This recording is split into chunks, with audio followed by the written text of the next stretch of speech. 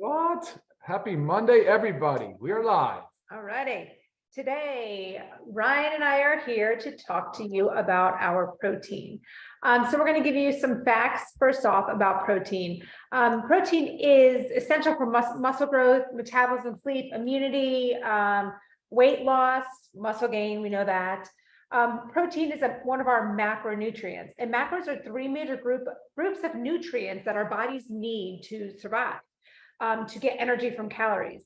Those are protein, carbohydrates, and fats. So we need this every single day. It's part of a basic diet, but unfortunately, 1 billion people worldwide suffer from protein deficiency. Whoa. It's pretty crazy. A lot of food insecurity. Yes. 1 in 3 adults over 50 are not getting enough daily recommended amount of protein. Why is that? Due to appetite? Yes, you've got to get this from your diet. And when I talk about this daily recommended, I guess allowance, RDA, okay, yeah. RDA, Yeah. it's only 0.8 grams per kilogram of body weight. Now, this RDA is based on like the very lower end of the scale. This also takes into account malnourished people, sick. I mean, it's an average of the whole population. Well, yeah, and it's for sedentary individuals. Right. Now, do we want those goals? Mm-mm. Do we want goals to just survive, or do we want goals to thrive? Thrive. I want to thrive. So really, what we need is, on average, and you could even go a little higher than this, but on average, 1 gram of protein per pound. That's a lot. Of body weight. That's a lot. That's hard to do. It is very hard to do. Challenging. So if you think of that, let's just take me for an example. Right. I'm 130 pounds. Okay. To get 130 grams of protein in my day, without eating a ton of calories that are going to overshoot how many calories I should actually be having in a day, it's extremely hard. Yep. That's why adding in a protein powder is so many things. It's essential. It's convenient. I don't know what else. I mean, it's just, it's a no-brainer. It's a supplement. It's a perfect supplement. Yep. It's really a no-brainer to be consuming this at least 1 time a day. I mean, for Ryan and I, we're typically taking this 1 to 3 times a day. So if you want to think about protein, what happens to our body as we age, after about age 30, our muscle mass starts to decline about 3 to 8% per decade. And that also accelerates by about age 70, we start to lose our muscle mass at about 15%. I mean, that's crazy. So if we continue to just keep going down, which is just the natural aging process, unfortunately, we have to work that much harder to get our protein content up. And the only way to do it, guys, is from your diet. Okay, so with this protein powder here, I just want to let you know right off the bat, it is only 106 calories, but you get 20 grams of protein. Quality protein that Ryan's going to go into the nitty-gritty of our protein powder and the specifics of it. And also just real quick, when eating protein, it actually makes you feel fuller, so you end up eating less throughout the day. It increases your satiety hormones, your hormones of feeling full. Okay, so there's a lot of times where people say, "Oh, I went out to lunch and I had a salad." Maybe nothing on, just a bunch of greens. Oh, that's great. But then 30 minutes to an hour later, I'm starving. Well, there's nothing to help keep your body full. You've got to add that protein in there. You will notice that you will be able to eat these nice solid meals if you include protein in those meals. So Ryan, let's go ahead and take it over to you to talk about quality of protein.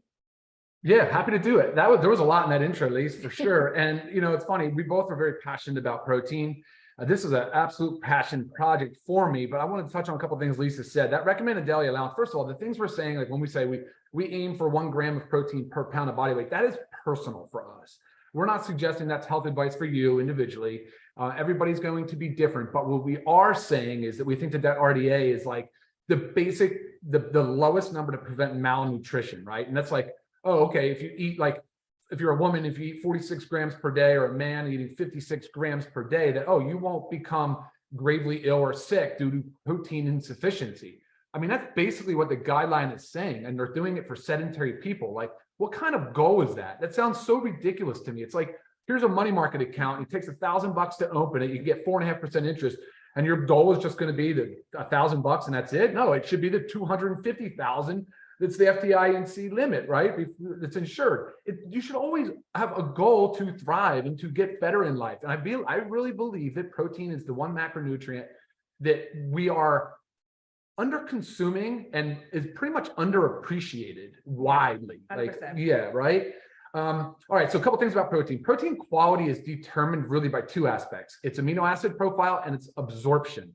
For years, whey protein was the leader. Like, there was really no real disputing it. I mean, a lot of the plant-based proteins just weren't touching it, couldn't compare in both amino acids and absorption. The only plant that could compare was soy, but we're not seeing soy as a much desirable protein anymore, right, for the most part, right? Sure. So how do they determine that, though? There's actually a scoring, and it's called the PD-CAS, right? It's the protein digestibility corrected amino acid score. So they'll score that on your amino acid profile. Now, if it contains all 9 essential amino acids in appreciable amounts that are considered minimum requirements, then it could be considered a complete protein. And that's what we call this, the LiveGood complete plant-based protein, which previously plant proteins weren't really considered complete. They'd have to merge or combine multiple plant proteins and try to get their amino acid score better. But then they had the major problem of absorption, digestibility, and all of those different things. And we're not opposed to whey protein. We'll talk. We got a question a lot about that. We'll address that here in a little bit. Sure. But so talking about those two things. Well, basically, how did we get there? How did we get to having a plant-based protein that is a perfect score of 1.0 on the PD-CAS? That's the highest score you can get. Whey protein has a PD-CAS of 1. I guess soy would considerably a 1. And now this product, this fermented pea protein, is a 1. And that's a fantastic achievement. And we're very, very, very pleased. We're thrilled to be able to have this product. So, and we did that because we selected a fermented pea protein.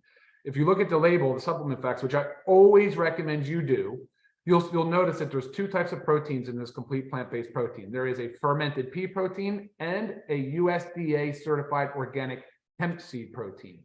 Now, the fermented pea protein is sort of like the secret weapon for me. Should we go into the detail now? Yeah. Is that okay? Yeah. All right. The reason why it's so awesome is because they use a fermentation process. They use mushroom mycelia. Mushroom mycelia is like the stuff that you would like encounter on the forest floor around trees and around mushrooms that decomposes organic matter. And they use that to break down the pea. And it breaks down like the excess carbohydrate layer. So it does all these crazy things. The fermentation process does. It reduces the carbohydrate layer, so therefore opens it up and expands the dry weight basis of the protein. Again, it makes it way more comparable to whey. Whey had been the only leader in this area for a long time. Like 90% of it was considered protein. Now, on a dry weight basis, this is about 84, 85%. Very good, like excellent. It also reduces all of the less desirable characteristics on the protein. So it increases absorption. Remember, going back to the quality score, it increases absorption and digestibility. It increases the flavor profile. It increases the solubility in water. It reduces anti-nutrients. That's like a weird word. People hear that for the first time. Anti-nutrients, and that's exactly true. Right? It's usually like a natural plant defense mechanism to prevent bacterial infections and different like invaders and predators. But what ends up happening is when we consume certain plants, they have anti-nutrients. They're called phytates or oxalates, or what was the other one? Lectins. Yeah. Tannins. But the fermentation process reduces these. Reduces the lectins by up to like 95%. Dramatically. Reduces the phytates by over 50%. So now we're talking about a completely different animal, right? Like way, way, way, way superior to a standard pea protein. Mm-hmm. And that's like awesome. Secret weapon. So it makes me so proud to have this product. You notice I didn't say the whole product is USDA certified organic. I said the USDA, the hemp seed protein is. Why is that? Well, the hemp seed, first of all, I want to just comment on hemp seed. Like hemp seed historically doesn't have that great of a protein weight on a dry weight basis. That's fine though, because it's high in vitamin E, it's high in fiber, it's high in essential fatty acids. I mean, it has just a great nutrient profile. It's awesome on the taste, the texture, the aroma. Like the hemp seed is fantastic. It really is a beautiful addition to this product. But the reason why this whole product is not USDA certified organic is because of that fermented pea protein. Our raw ingredient supplier is not a USDA certified organic facility, and I'm totally okay with that. I am a stickler big time for making sure when I went, like, certain foods qualify as USDA certified organic. Like, you know, we subscribe to that with the Dirty Dozen. There's certain things in our house that just have to be, and I would love this product to be, don't get me wrong, but it's not because the supplier's not, it's because I know them.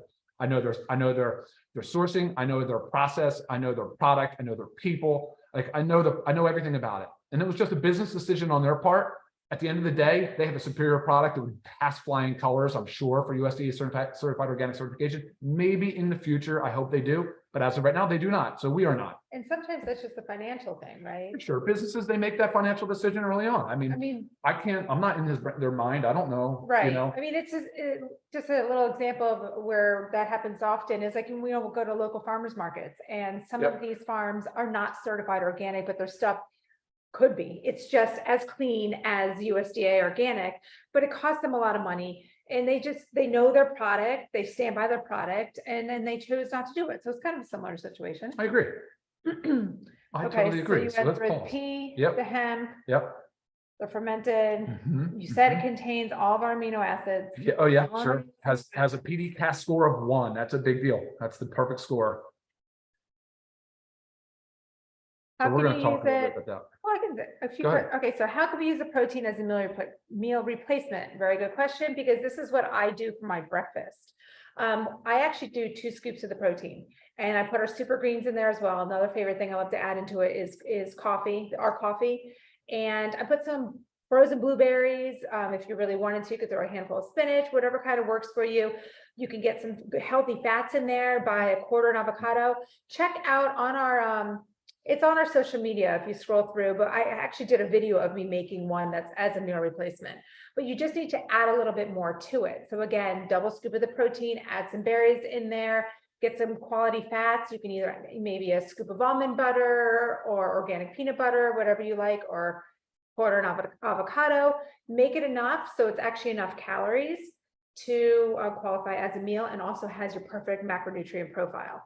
I always say that you really should be getting about 40 grams of protein per meal, and then doubling that scoop, it gives you 40 grams of protein right there. Yeah. Yeah. So great question. So for me though, I weigh a little over 200 pounds, like 210 pounds. For me to get 210 grams of protein in a day is seriously a major challenge. 1 egg is 6.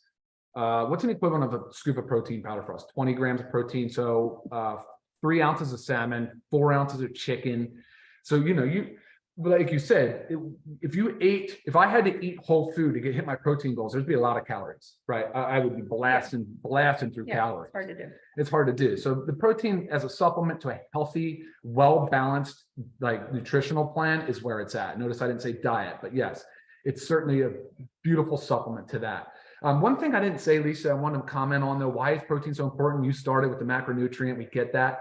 But protein is the building block of life. Like, it absolutely is. It's the amino acids of the protein. It's and what does it do? I mean, it makes our blood, it makes our skin, our hair, our nails, our tissue. It makes hormones. I mean, hormone dysregulation is super common now. I mean, big time, especially you talk about as people are aging. I have to squat to get in the frame. You know, and it makes enzymes, it makes neurotransmitters. So think about, like, you know, just serotonin, dopamine, you know, just important mood-based neurotransmitters. It is good for gut health. It's good for gut lining. I mean, there's all these different things that it's responsible for. So I wanted to make that clear for people that just are not getting enough protein in their diet. Chronic malaise, like they just feel sluggish and tired all day. Right. Well, I was going to say, well, when somebody 9.9 times out of 10, when somebody's giving me some type of health condition, Right. my answer is, are you getting enough protein? Yeah. I want to lose weight. Are you getting enough protein? I'm having trouble sleeping. Are you getting enough protein? I have no energy. Are you getting enough protein? My skin is dry. Are you getting enough protein? I mean, it is involved in everything. Like, it is so essential. Yeah, it is. So important. So, and I get this question a lot too, like, what are the downsides if we're consuming too much protein? Well, if you have renal insufficiency, which is a kidney problem, if you have kidney disease, you should be careful with too much protein. But again, to have a negative, like, consequence of too much protein would be a lot of protein. But speak with your provider, your doctor, if you've got kidney disease. Other than that, nothing really. It's just digestibility. That's the whole point.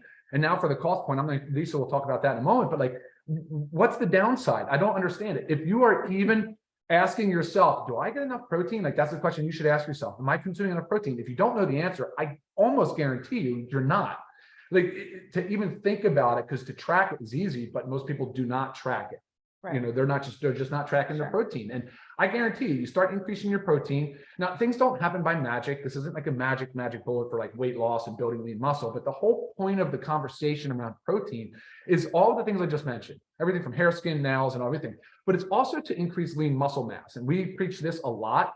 But by building lean muscle mass and maintaining lean muscle mass and reducing the amount of body fat we had is going to set your body up to be better equipped to live a longer, healthier health span. You're going to get more out of your life. That is the key. That is longevity at its finest. It is not about, you know, these extreme fad diets or extreme calorie deficits or anything like that. It is really about a healthy lean muscle mass. And you can get there. You don't have to go crazy bodybuilder, be big. Oh, protein's for bodybuilders. It's not. It's for everybody. Right. But it used to be such a thing. Oh, like you make a protein shake after you work out. Like that's the only time we make a protein shake. Yeah. Not true. No, it's not. So, and that's what we encourage you guys to do is experiment with it and figure out what works best for you. And I'll tell you what works best for me is right after the gym and again in the mid-afternoon. And actually sometimes after dinner, it's dessert. Believe it or not, sometimes after dinner, I will have a scoop of protein and make it like a vanilla milkshake. And even though it's just in water. Right. But it tastes good. It tastes so good. Yes, we are nut free. Yes, we are third party tested. Yes. Metal testing is up there now, I think. Yeah, they're at the bottom of our website. Will it be okay? Type 2 diabetes and heart disease, 100%. Yes. 100% you need this. This will only help your conditions.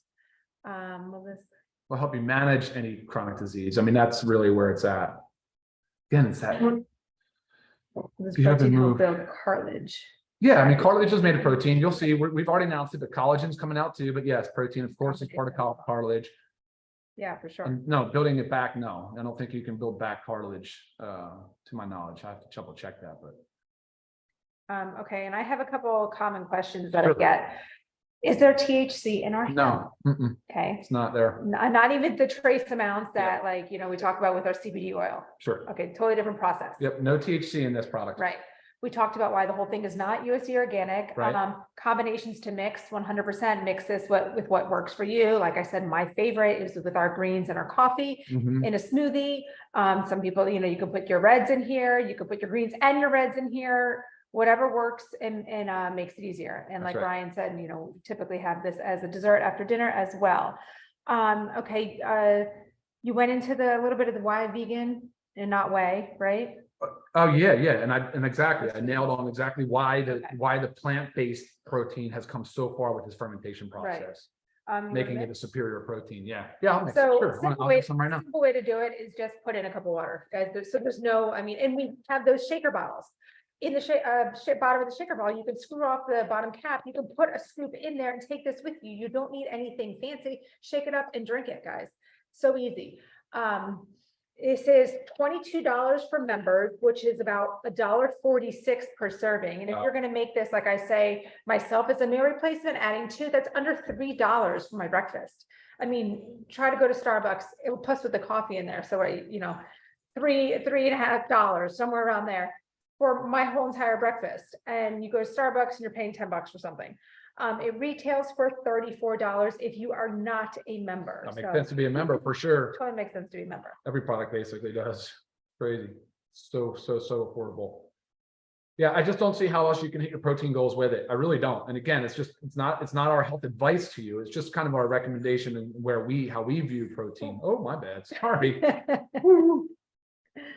Anyway, all right, what are some other questions? Let's look here. Yeah, we got a few more. I do love the flavor. I know we've been asked about chocolate. Yes, chocolate is in the plan. Yes, we do know that other flavors are desired, but right now our focus also is to make more variety of products. Yeah, and the chocolate will most likely be a bigger bag. Yes, you can definitely use. So this is saying I need my coffee every day with my breakfast, so I don't get a headache. Can I use our organic coffee in the shake as a replacement for the morning coffee? 100%. That's what I do. I do not drink coffee otherwise during the week. I just put it in my shake. Are Are there plans to sell a bigger canister? Yes, we've talked about Yes. increasing that to a 30 serving for sure. Is it kosher? It can be, it's not certified. Right, but it is based on the ingredients. Mhm. All right, I think that was it for the questions. But if you guys have any other questions, where's our time? 20 Well, minutes, we're pretty 20, good. yeah, it's good. I I mean, feel I like can, we we have a can lot go, to talk about. oh, man, this is a passionate project for sure. Yeah, try to cram it all Topic. in. But if you guys have any other specific questions, please feel free to email me, lisa@livegood.com. Love getting your questions and your comments. And don't forget on LiveGood testimonials on our Facebook page. Post what you guys are doing with our protein. Post how you love it, all right? And that's awesome advice. Yeah. And to just remember, as we talk about this product as a supplement to your diet, and nutrition is a big part of that, but don't forget the other aspects and pillars of health that we preach about. Always focus on that. Those are big and they're very important. The exercise, the body movement, just to get out, the stress management, of course, the sleep. We focus so much on sleep. And I think that, what was the other one? Oh, socialization. I always preach. So yeah. Hydration. Socialization, hydration. I mean, just, trying to incorporate more healthy living into your daily routine. So, And the all right. goal is thriving, not surviving. That's guys. right. We want to do our very best for our bodies and our health span. Goodness gracious. All right, guys. Perfect. Way to go. Awesome Monday. Great start to the week. Let me figure out a way to get this thing out of the way so I can end this webinar. Take care, guys. everybody. See ya. Bye.